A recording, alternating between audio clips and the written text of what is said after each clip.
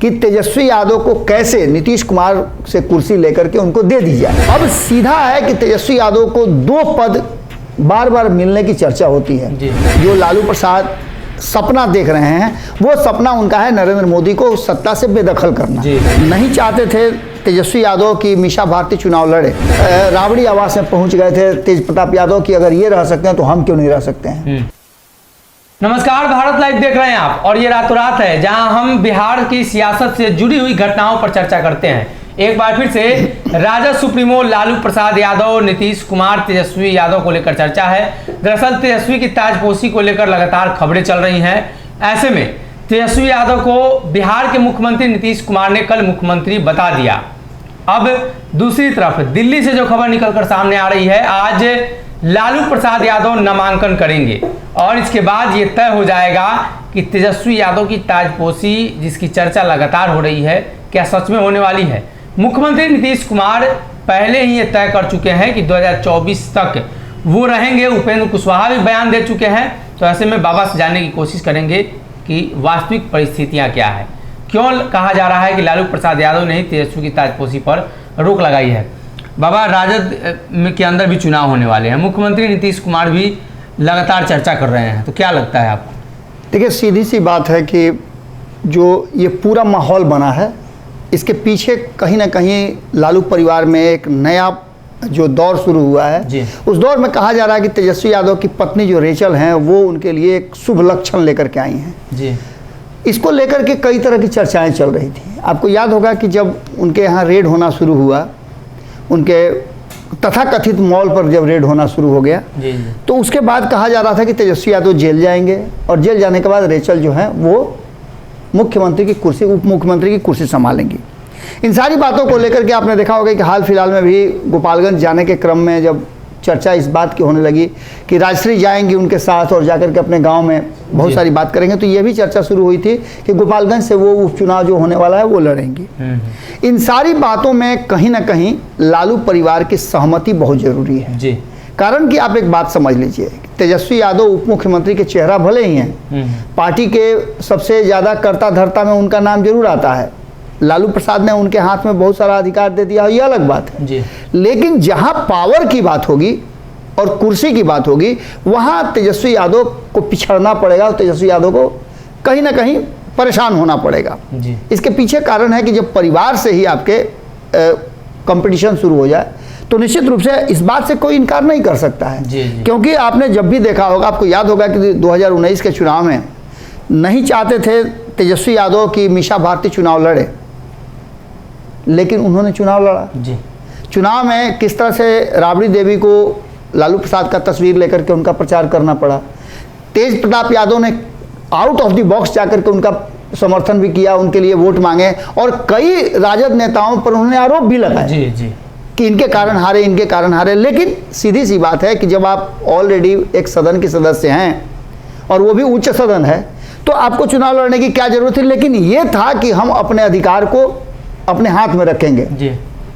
दूसरा सबसे महत्वपूर्ण बात है कि एक चर्चा जबरदस्त ढंग से चल रही थी कि लालू प्रसाद तेजस्वी यादव के हाथ में सब कुछ सौंप देंगे जी। अप्रत्यक्ष रूप से तो लालू प्रसाद सौंप ही दिए हैं बिल्कुल। लेकिन अब यहाँ पर पावर गेम शुरू हो गया।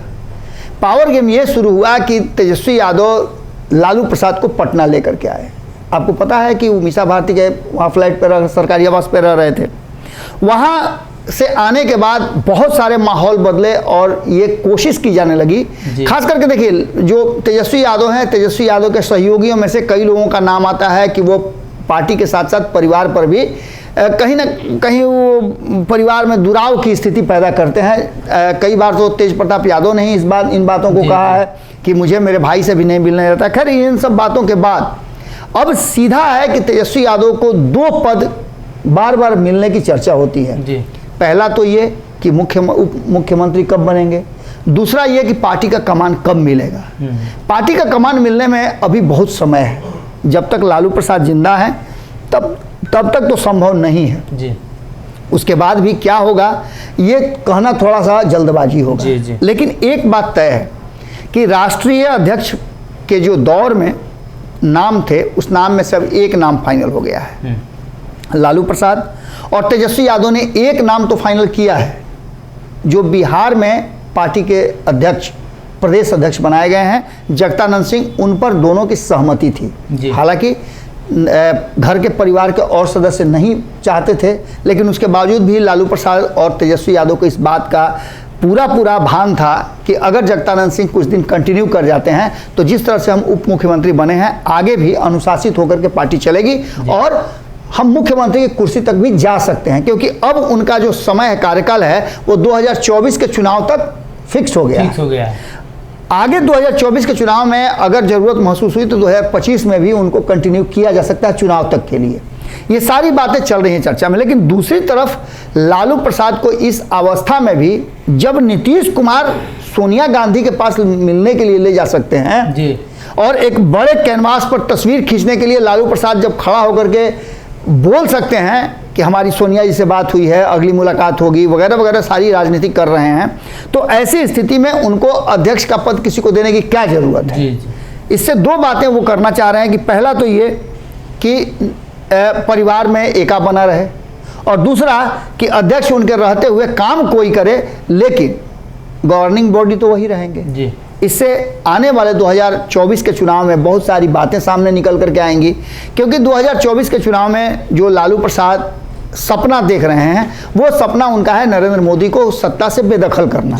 इसके लिए कहीं ना कहीं देश स्तर पर एक बड़ा गठबंधन बनाने की तैयारी चल रही है, और ये भी संभावना व्यक्त की जा रही है कि राष्ट्रीय अध्यक्ष बनने के बाद लालू प्रसाद सिंगापुर जाएंगे, वहां से स्वस्थ होकर के आएंगे और उसके बाद पूरी तरह से वो राजनीतिक रूप में सक्रिय भागीदारी निभाएंगे। जो चर्चा थी कि तेजस्वी यादव को राष्ट्रीय अध्यक्ष बनाया जा सकता है, क्या लगता है किन कारणवश, किन परिस्थितियों में लालू एक बार फिर से बैक कर रहे हैं? सबसे बड़ी बात है कि मैंने शुरू से ही बताया कि देखिए, ये पार्टी जो है, भले ही संवैधानिक रूप से इसको कहा जा रहा है कि आम जनता की पार्टी है, कोई भी अपना फैसला दे सकता है, कोई भी निर्णय कर सकता है, लेकिन आप देख करके बताइए, बार बार भारतीय जनता पार्टी जो हमला कर रही है, परिवार की पार्टी, परिवार की पार्टी, परिवार की पार्टी, तो क्या इससे बाहर अब निकलता हुआ देख रहे हैं कहीं से राष्ट्रीय जनता दल को? बिल्कुल नहीं देख रहे हैं। उसी परिवार के सदस्य ऊपर के कुर्सी पर होंगे, वही नीचे की कुर्सी पर होंगे। जो भी कुर्सियां हैं, जिन कुर्सियों को संवैधानिक रूप से मान्यता प्राप्त है, उन सारी कुर्सियों पर वो लोग रहेंगे। नेता प्रतिपक्ष की बात होगी, तेजस्वी यादव रहेंगे। नेता सदन की जरूरत पड़ेगी तो राबड़ी देवी रहेंगी जी। अगर मंत्रिमंडल की बात होगी तो तेज प्रताप यादव रहेंगे। अगर राज्यसभा भेजना है तो मीसा भारती जाएंगी। ये सारी बातें इस बात की तरफ इशारा कर रही है कि ये पार्टी जो है, भले ही जो भी आप कह लीजिए, लेकिन लालू प्रसाद और उनके परिवार से बाहर नहीं निकल पाएगी। जो गवर्निंग बॉडी होंगे वो इसी परिवार से होंगे। अब इसके आगे जो आपने एक प्रश्न पूछा था कि तेजस्वी यादव की ताजपोशी पर लालू ने क्यों रोक लगाई, तो उसके पीछे का सबसे बड़ा कारण वही है जी।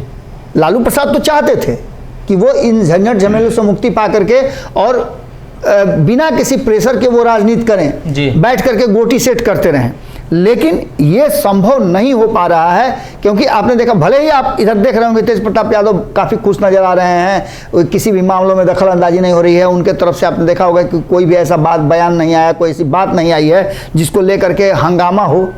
इसके पीछे कारण है कि तेज प्रताप यादव ये बात समझ चुके हैं कि पार्टी का पूरा कमान जो है तेजस्वी यादव के पास नहीं जा रहा है।